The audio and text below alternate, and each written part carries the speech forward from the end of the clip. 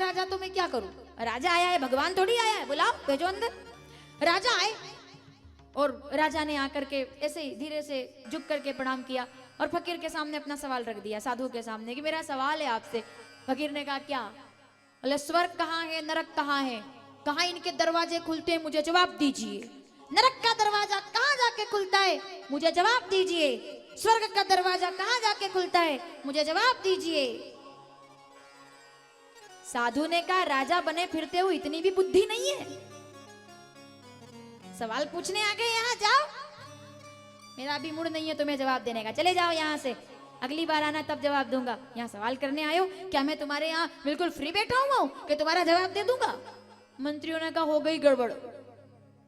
राजा है भाई, वो उनके सामने कोई इतनी ऊंची आवाज में बात करता है?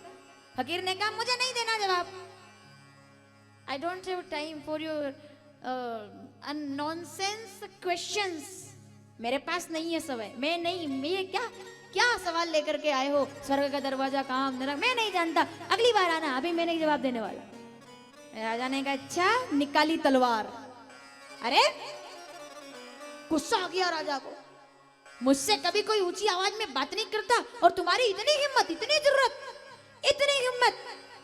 पंडाल में बैठे तमाम लोग जवाब पर ध्यान देना, टीवी पर बैठे तमाम लोग जवाब पर ध्यान देना, अगर ठीक लग जाए तो विचार जरूर करना इस बात पर, क्या बोले वो, तुम्हारी इतनी हिम्मत।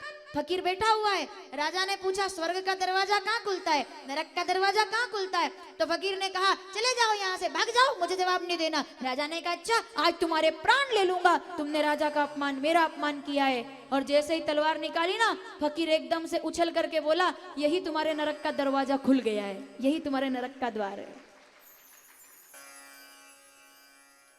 यही नरक का द्वार है भाई, ये क्रोध नरक का द्वार है, ये अहंकार नरक का द्वार है। श्रीमद् भगवद गीता 2 अध्याय 45वां श्लोक, त्रिगुण्या विषया वेदा निस्त्रे गुण्यो भवार्जुन। रामचरितमानस अरण्यकांड 15वां दोहा, 6 चौपाई नीचे वाली लाइन, किसको नरक और स्वर्ग में क्या भेद, तो काम कोह मद दम बना जाके तात निरंतर बस में ताके। क्या बात पूछी तुमने, तो तलवार निकाल करके कहा, बताओ जवाब पूरा सुनना। तलवार निकाल करके राजा कहता है मैं तुम्हारे प्राण ले लूंगा। तो वो क्या बोले साधु, यही नरक का द्वार है तुम्हारे लिए खुल गया। जैसे ही ये सुना ना, सुनना ध्यान से जवाब, जैसे ही ये सुना ना कि नरक का द्वार खुल गया, राजा की आंखों में आंसू आ गए, हाथों में से तलवार छूट गई, पूरे चेहरे का पानी उतर गया, आंखों में आंसुओं की धारा बह पड़ी। उसने कहा बाबा जी क्षमा करो, क्षमा करो, मुझे क्रोध आ गया। तो साधु जी ने पलट के जवाब दिया, राजा यही तुम्हारे स्वर्ग का द्वार खुल गया है, ये तुम्हारे स्वर्ग का द्वार है जो तुम समर्पण कर रहे हो। कहाँ है स्वर्ग और नरक, जीना यहाँ, कहाँ जाएंगे? क्यों करूं मैं उधार की बात आपसे? वर्तमान में कथा सुनो, मरने के बाद मिलेगा स्वर्ग। भाई देखो मैं बहुत ज्यादा ज्ञानी नहीं हूं, मैं कोई बहुत, मैंने शास्त्र पुराण कुछ पढ़ा नहीं है, लेकिन जहां तक मैं जानती हूँ मेरी छोटी बुद्धि है, आप भले ही मेरे चक्कर में आके मेरा समर्थन मत करना, लेकिन थोड़ा सा समझना।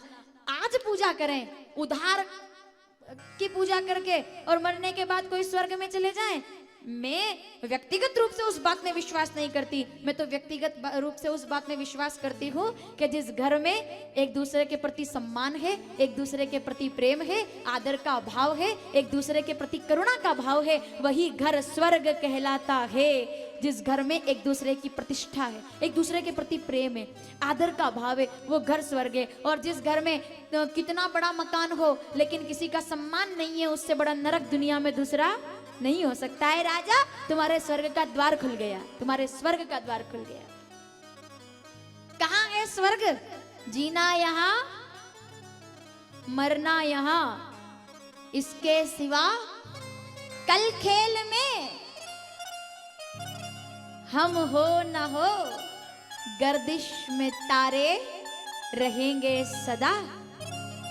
जो पंडाल में लोग बैठे हैं उनके बारे में एक बात कहूं, समय आएगा, समय जाएगा, हम 7 दिनों के बाद काठमांडू से चले जाएंगे, हम दुनिया में कहीं भी रहेंगे, जब तक हमारा जीवन है सब कुछ मिट जाएगा, सब कुछ, ठीक है ना।